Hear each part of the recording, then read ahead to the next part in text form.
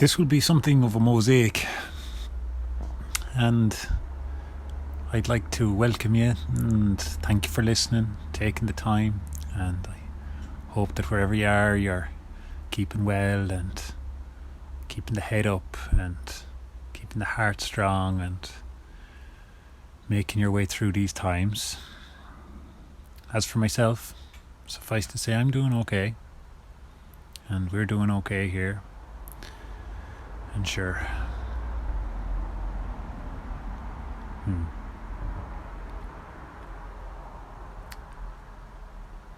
well, for my own part, I'd like to say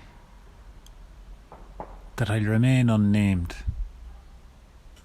and would that you were to ask me like Connell, I'd refuse you. But I can give maybe so much information as those of you'll know me. So I'll triangulate myself. Let's say, where am I? I'm in a garden, and I'm between the sacred tree of the O'Carrolls, the meeting place of kings at Mylena, and the first camp of Finn in Ireland.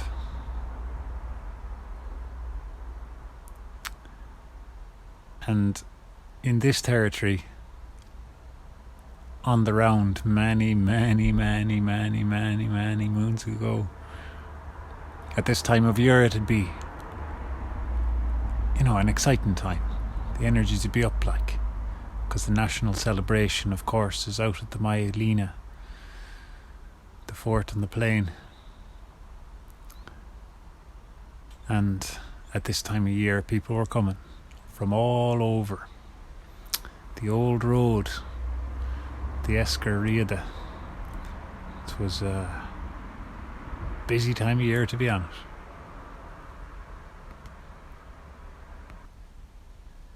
It's a strange thing, I must say now, sitting here on my own in a tunnel, talking into a machine. I've always felt that, true communication is only possible when you're really speaking to somebody, that when somebody is there with you and there's a connection, that connection can bring things out that were privy to neither party prior, but came out because of the space for reaction between those two people, or between those two realities, and everything that was contingent upon those, past and present, coming up to then, coming up to now, to mix and meld and make anew. It's even the same on Facebook, sure. I find if I ever sat down to actually write, because people do be telling you every now and again, you should write. So you sit down and you give it a go every now and again, but pen and paper were never for me. You're sitting there, bit of this, bit of that. No. And yet, if I meet with somebody and there's some engaging topic of conversation on one of these old feckin' social media channels, these attention vampires, anyway, we all do it. Look, in that case, when there's some topic that's interesting, I find it so easy then to communicate and to really meet somebody in the midst of an idea. And it's a lovely thing. So I suppose I'm only just excusing that now here and setting the scene straight, Sure, I'm no hero. I'm not a poet. I'm not sure, look, you're everything and not like anything else. But, sitting on your own, talking into a phone. I suppose this is the best time of year for it, isn't it? Because it's Samhain. And sure, Samhain, yeah. It's the gathering, isn't it? It's always the gathering. It's an odd thing. I've always thought it about the Celtic people, a very odd thing, that the sunset is the beginning of the new day, and that Samhain is the new year. There's something beautiful in that the darkness comes first. And, the latter day religion in Ireland and the Western world, indeed, doesn't like things like that. First of all, it doesn't like to look at the death, it doesn't like to look at the darkness, but it most certainly doesn't acknowledge the fact that the darkness comes first. It has to be given its due. There's due process, you know. There's a rite of initiation, there's a coming of age, there's things that have to be gone through, and the darkness comes first, and then the light. Yes, it comes, but it comes out of that darkness. And it's always given me a bit of comfort, I have to say. It is comforting, isn't it? Now, maybe not for everybody, but those with 1 or who knows 1.5 or Jesus, nearly all 2 feet in the darkness, then for those people I reckon there's a bit of solace in it, you know, that the light is yet to come.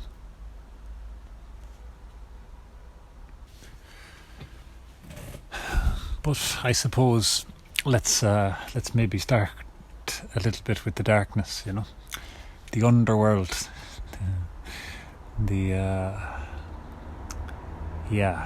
underground. So where are we? It's Samhain, the time of the gathering. It's a liminal space, isn't it? It's the thin veil at its thinnest. A time for remembering the ancestors and leaving offerings and making peace and getting ready to go into the winter. And I guess part of the reason I was asked to speak here is because of the garden itself, and I can just about make out now in front of me a few tomatoes hanging there still underneath the grapes that are growing up and around the chair in which I sit at the minute. And I'm surrounded by pumpkins and apples and, you know, onions that I've yet to put in the ground. There's a bit of a Chinese kale over there, and there's a tray of spinach that I should have planted last week. And well, there's food everywhere in this garden anyway. There always is, even though this year I didn't really plant for the winter season. But it's important, you know, the food is an important thing, you know. But of course food isn't just food, is it? And the problem is with us, we think that food is just food, but of course food itself is a process, and it's part of a cycle. And I think in the Western world these days, that's our problem, isn't it? We don't think in processes or cycles. We think about things, you know. We think we're things. Our identities and all of that nonsense.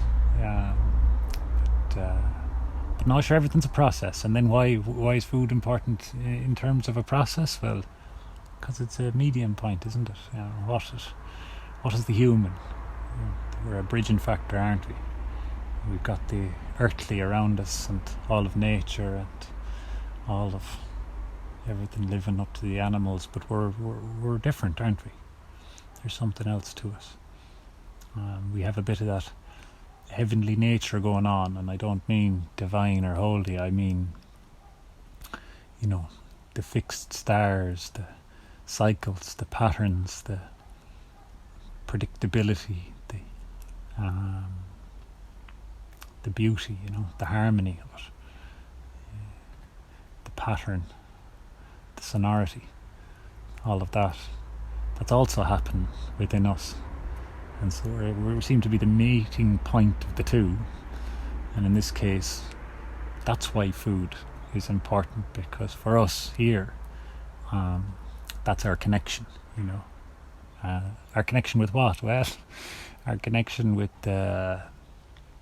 Genesis, you know, the creation and the tradition, the cultural origin. You know, people talk about culture these days, and it's either a bacterial culture they're talking about under a microscope, or a human culture. But unfortunately, where we are today, the two don't meet anymore. And why don't they meet? You know, because they're the same thing. You know, we haven't thought about it deeply enough. Some of us have, I suppose. There's great characters out there. Lynn Margulis was kind enough to give us a scientific exposition of the fact through her work on what she came to call the holobiont. You know, it's a mouthful, isn't it? Holobiont. What the hell is a holobiont? Well, holo, I guess, is from whole, and bio is from obviously biological life. Holobiont, anyway, is it's a special thing. It's when you have two life forms that are actually one life form. What the hell does that mean, Evan? What I mean is you've got two different species that, to all intent and purposes, look like it might be one species. You know, I suppose her initial work is best to quote. She worked on lichens. And what the hell is a lichen? Well, a lichen's an important part. A lichen is that furry, mossy-looking stuff you see growing in trees, and lichens are the beginning of quite a lot. People wouldn't be aware now, but what's interesting about the lichen, you know, what makes it a holobiont is that it's an algae on the one hand and a fungus on the other, two distinct species, but they've amalgamated and they're sharing biological functions and they look like one thing. And so holobionts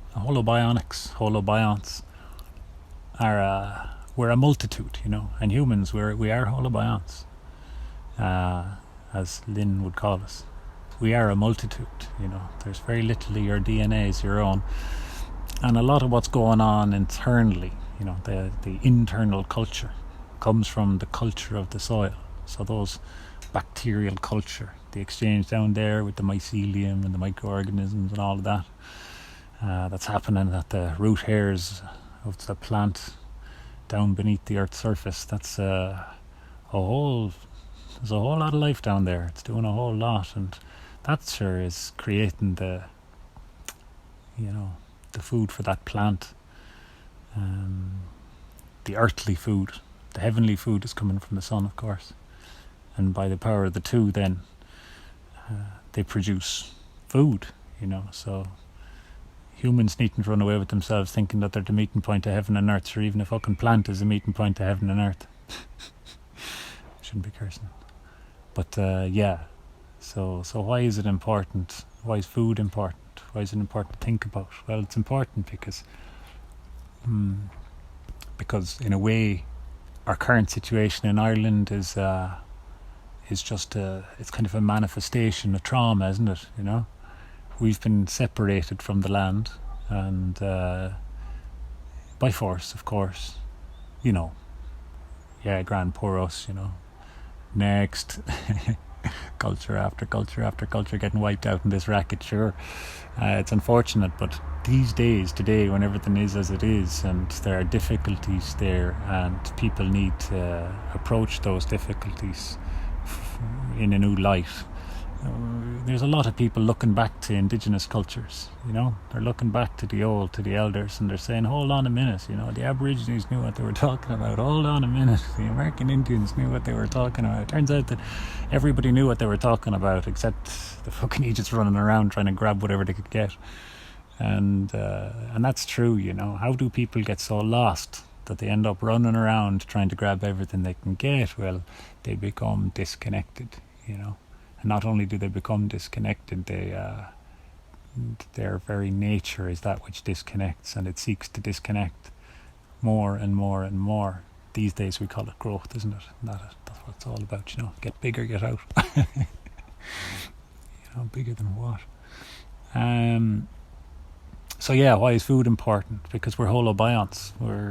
We rely on the food because it's the medium, isn't it? It's the medium for the culture of the soil to become realised in a healthy microbiome, you know, the culture of the gut, and it has a big influence on us, you know, and what we put into ourselves, that has a big influence on us, because that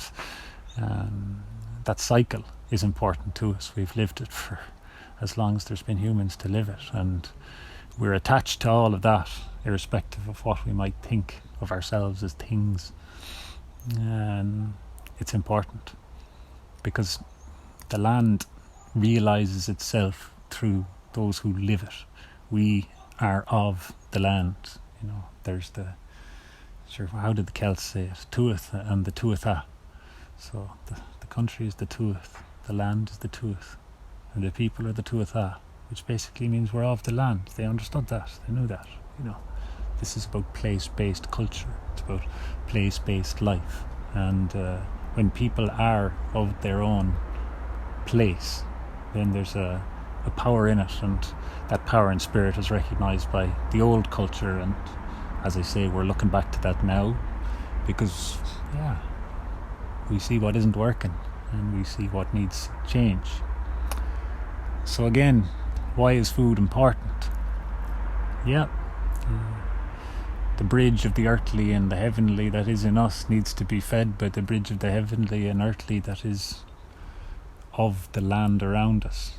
It's all the same process, and we need to complete the cycle. Now, nobody's going to say that the culture here between Mylena, the billet of the O'Carrolls, and the first camp of Fionn in Ireland is exactly the same as it might be down in the area of,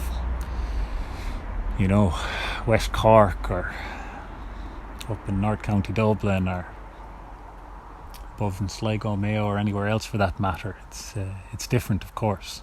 The bacterial ecology is different. The place is different. It speaks differently.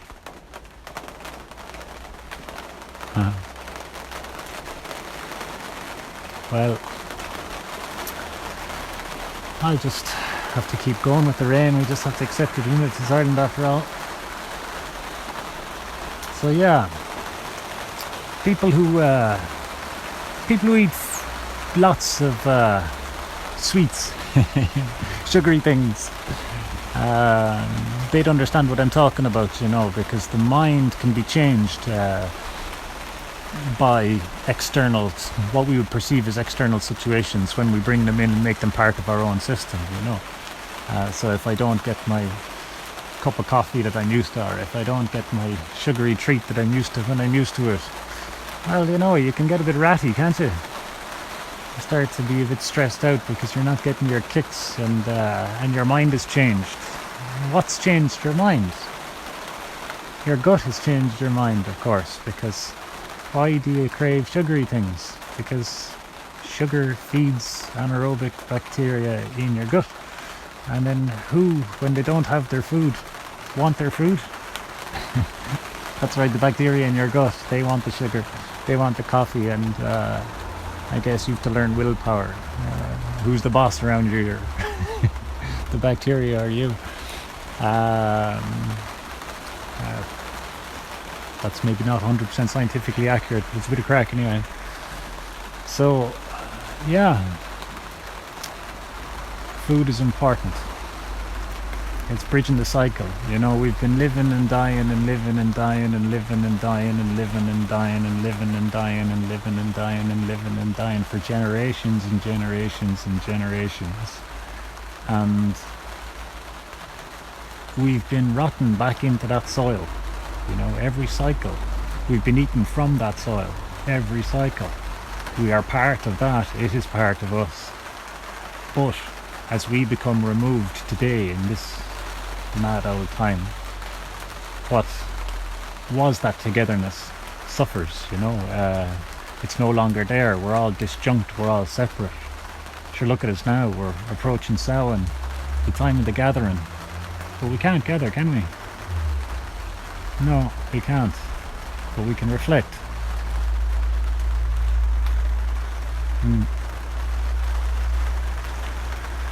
So I think that food, it's important. It's important because, you can say it scientifically, you can tell it like an old story there.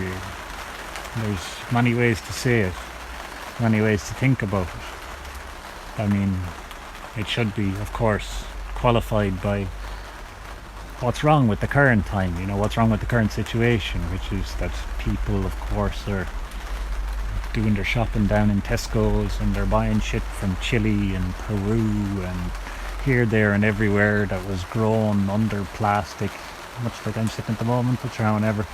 But covered in chemicals, we don't use them, of course, but poisons. And we bring them home and we wash them in chlorinated water, and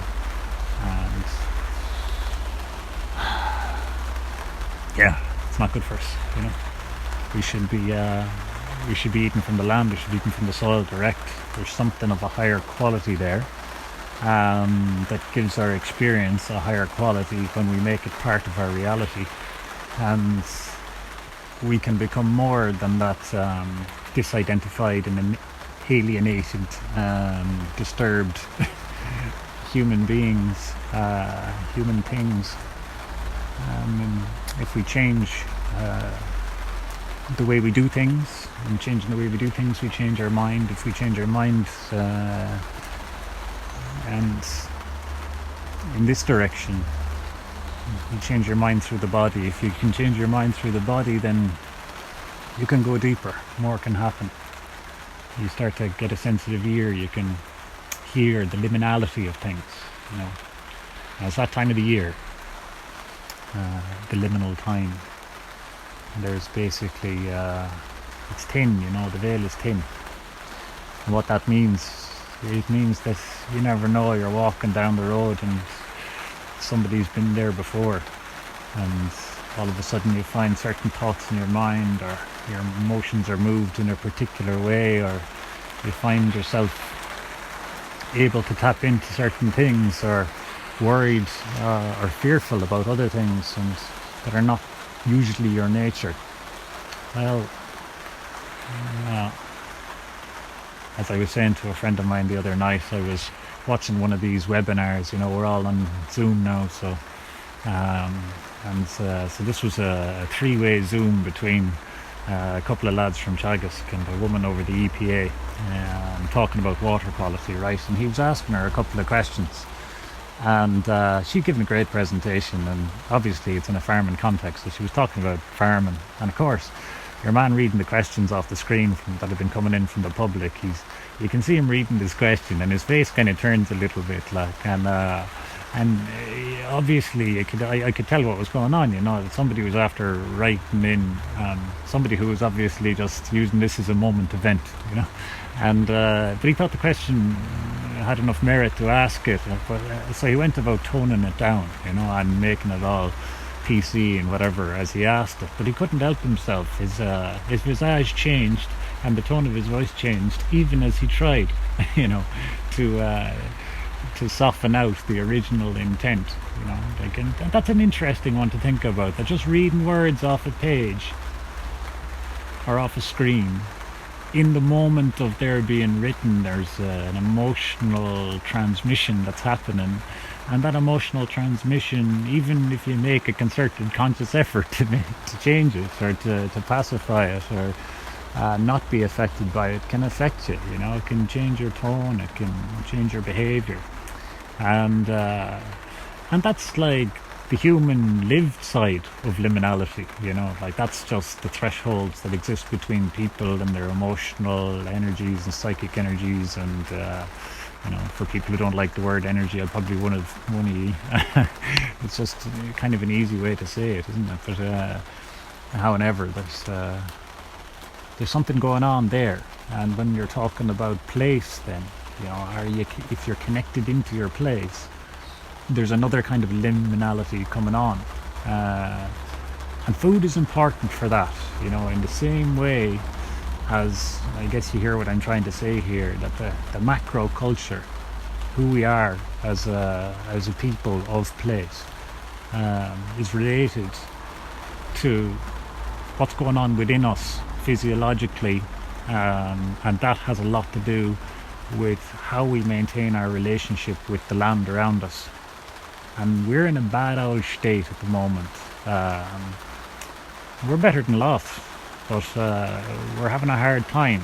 We're disconnected, we're alienated, we're disidentified, we're atomized, we're fractured, we're all sorts of separated.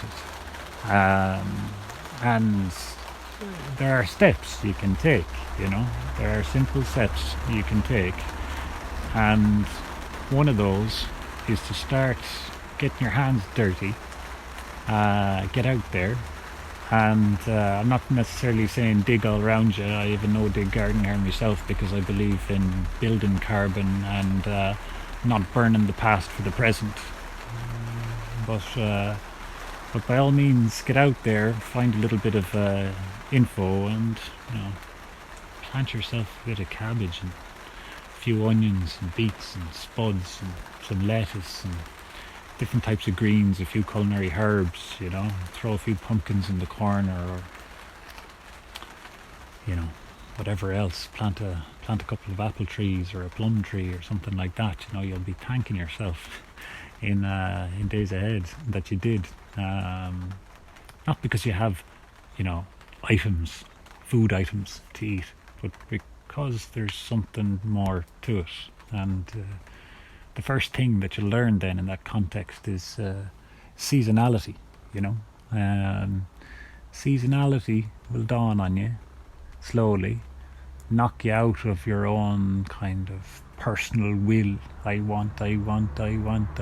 We forget you and you're shy. Just do what you have to do, you know, because you're human. You need to live, you need to eat. Here's a means. Go for it. And listen, you know, and that's what you learn in the first stage in a garden. You learn to look, you learn to listen, you learn to observe, and you learn to submit yourself to seasonal cycles. And I think we have to submit, you know. People are running around as things, but they're not only things, they're things of gold, you know, and they're things of want. They're holy golden ghosts of more, you know. Sorry, hungry, not holy at all. Anyway, yeah. So, yeah, steps you can take. Eat some food grown in clean, healthy soil, not sprayed with chemicals, because what you're doing is you're reconnecting yourself back in. You're plugging yourself back into that system. Plugging, it's mechanical. Why would you use that? You're rooting back into that system. And that root extends in both directions. You know, you can expand yourself inward and outward, upward and downward, and forwards and backwards in space and time, if you know what I mean, like. And food's a handy way to start. It's a good way to do it. You'll be healthier, you know. Your immunity will do a lot better. You'll be less fearful of fecking COVID. You'll be, you know, in a better stead, for sure. More energy. You might find yourself taking more walks out and about in the wilds, and you might find yourself having perceptions and feelings that maybe you weren't used to having before. And yeah, who knows, with a few other tricks in the bag, you could do all sorts. But start simply. Ireland's importing about 95% of its vegetable food, you know. We've got the highest chronic disease rates in Europe, and 6 of those account for 80% of GP visits. 75% of hospital bed nights prior to COVID were related to these 6 chronic conditions. All 6 of those chronic conditions start with inflammation, and inflammation starts in the gut.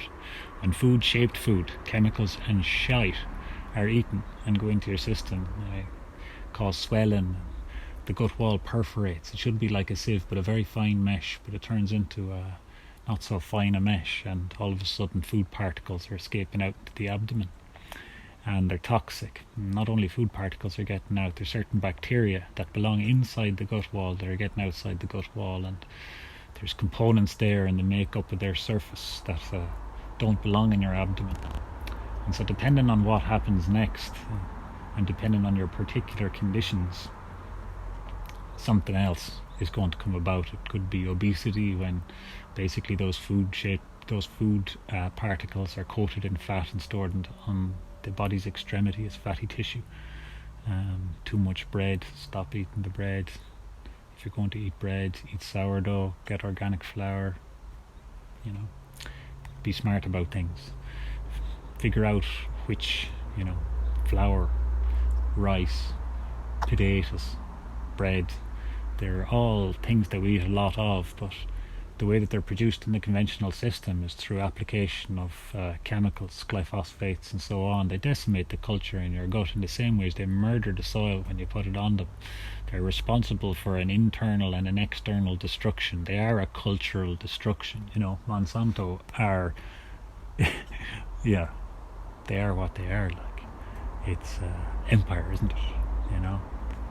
And if people want something else, they have to make choices, and those choices mightn't seem convenient, and indeed they're not.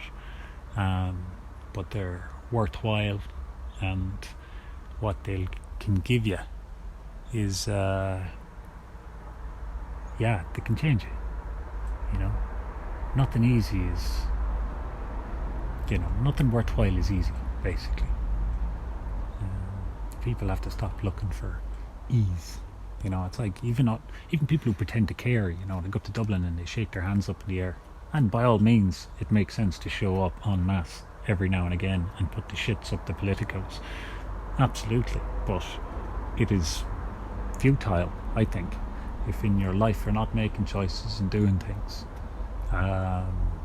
to back up and to further explore certain convictions that you might have had when you were younger or have at the moment or whatever else, because those convictions, they're just blind intuitions about the fact that there's something else, and you stumble forward not knowing, in the hope that you'll find the thread and weave it back together and figure it out, and it's altogether possible.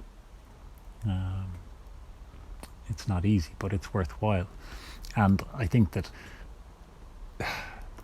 we're done with the hero age. I think that people have to do themselves what they can.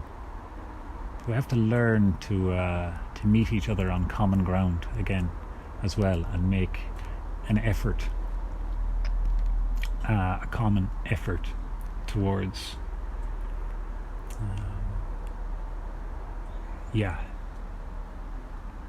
towards a consolidation of covenant. There's no covenant anymore. Somebody's talking, somebody's looking at him going, "You fucking idiot, what are you talking about?" Somebody else is looking out the window.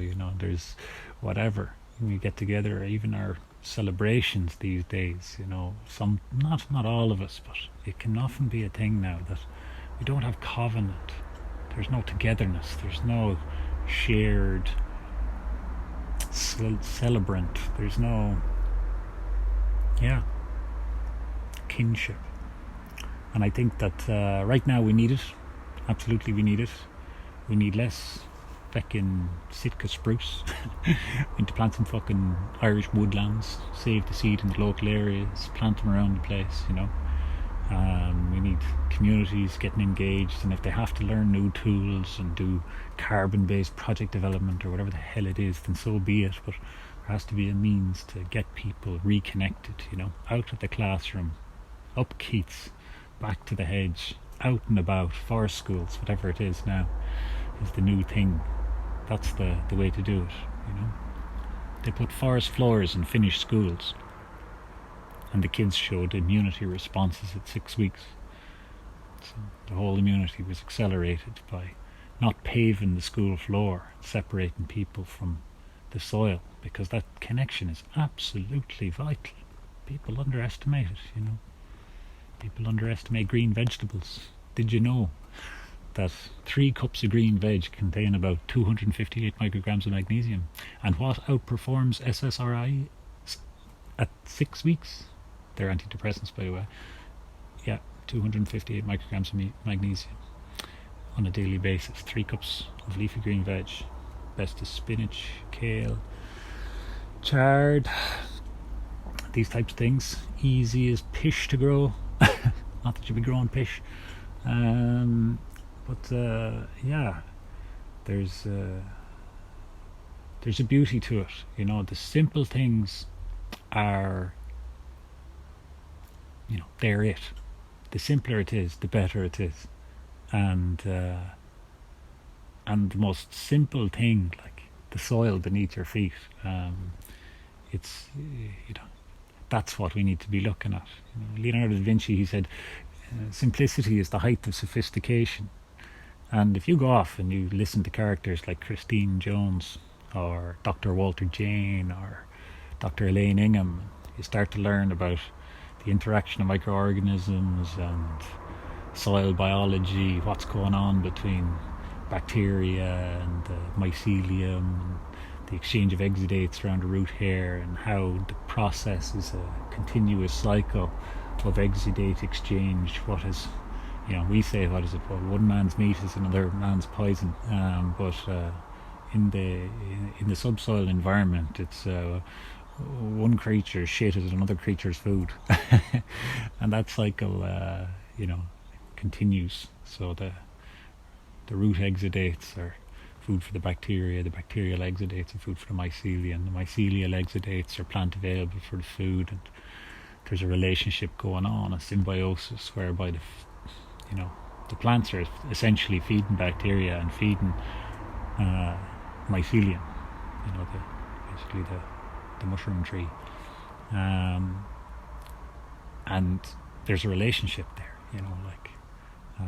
A plant can grow its root hairs in a particular structure, and its structure is a language. It's telling the mycelium what it needs, and the mycelium can read this from the plant and can go off and break down some particular micronutrient 300 feet away and transmit that through the mycelial network and deliver it specifically to that plant.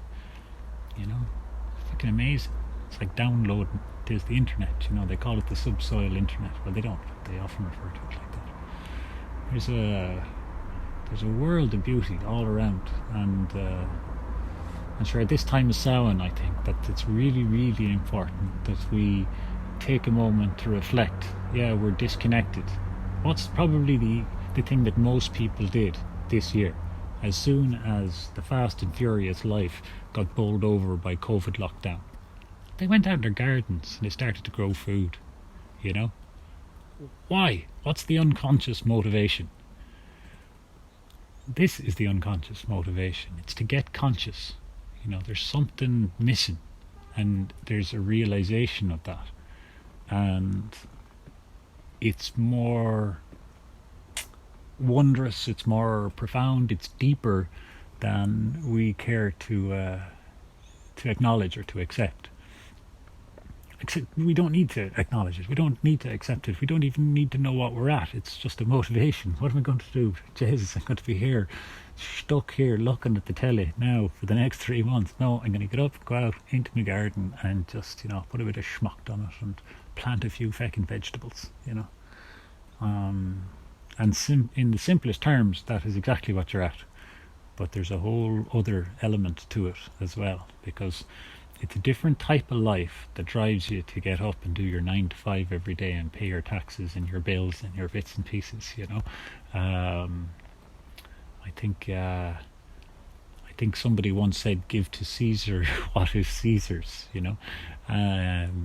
And I'll quote that part of what he said, because that's what's relevant here. The other part wouldn't be so relevant. Give due care to the earth, because it wasn't given to you to use. That's a centrism, and a false centrism that's propounded, but it's not relevant. It doesn't apply. So, yeah, I guess what are you at, sitting here talking into your machine?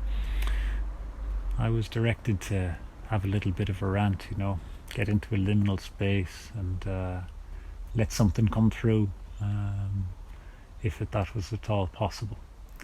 And it's an interesting place, because effectively this garden is it's rented at a token fee of €50 a year from the local lord, and I work it like a serf. I don't own it. None of us have land, do we? No, some of us do, but it's these days it's a privilege, but it's not a privilege. It's a false fucking privilege, because it was private property in the first place that created that condition, and that's something we don't. I think that history, it's important that we understand what happened, because there was a legal code here, a cultural code that understood. Nothing I said in the last, whatever it is, 20 minutes would be news to the old culture. It's well understood, but that was broken by design with an incumbent legal system.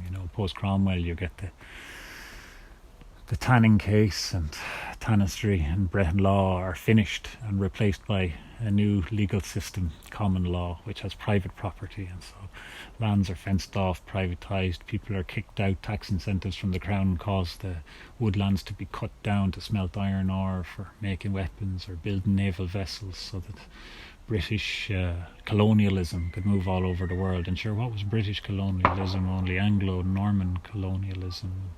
What was Norman colonialism? Only Roman colonialism. And sure, empire is as old as the hills, you know, but there is one thread in empire as it develops, and that's important.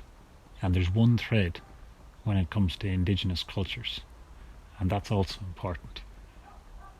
There's a logic to the system that we have today, and there's a reason that people are looking back to old world cultures for answers at this point, because there's a time of forced reflection. And this Samhain, I invite you all to go into a liminal space, out and about, get your hands dirty, you know, look closely at a leaf, or, you know, pick a late flower, or get your hands dirty, take your shoes off, go for a walk in the grass, you know, head out in the woods, find a few old rocks in a circle, you know, and let them just sit back and experience a bit of wonder. You know, you never know what will happen, because there are stranger things on life and earth.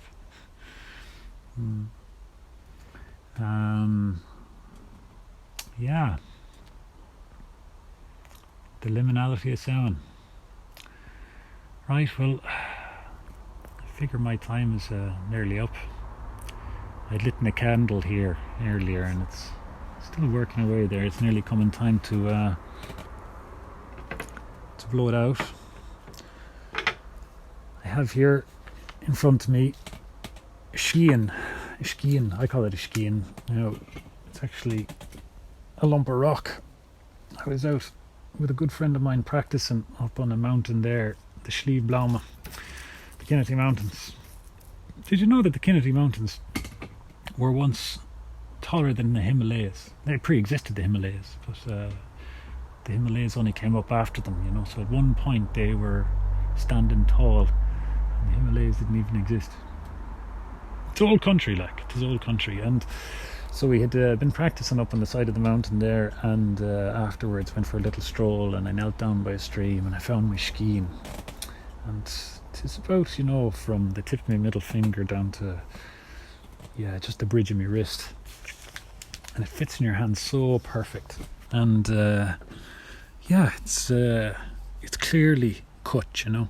It's got two faces on either side, which is to say it's a diamond shape but long and sharp. And they say, earlier I picked a couple of apples out in the garden, and I'm going to cut this one now. It's a little Samhain offering in the season that we're in, with a knife that might not have cut this side of 1,000 years. So perfect. It's amazing, isn't it? Telling you that if it was metal, I wouldn't fucking be here. Yeah, sometimes the old ways are the best ways. Well, that half is for the ancestors as they pass, and this half I'll eat and enjoy. And thanks very much for listening. Some rant, huh? Happy Samhain, and to your darkness, and to the spring anew.